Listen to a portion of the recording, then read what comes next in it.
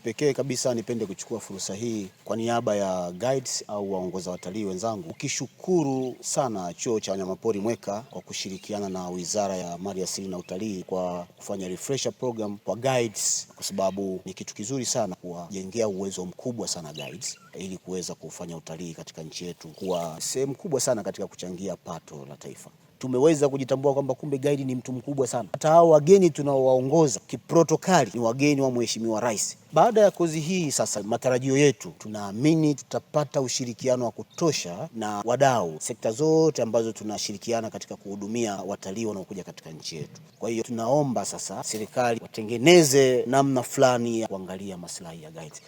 Katika statistics za shirika la utalii duniani WNTO, Tanzania ndio nchi pekee katika Afrika inayoongoza kwa utalii wa wanyamapori. Kwa hiyo tunawashukuru sana walimu wetu, wameendelea kuifanya Mweka iendelee kuwa tegemeo sana katika uhifadhi na utalii wa nchi yetu.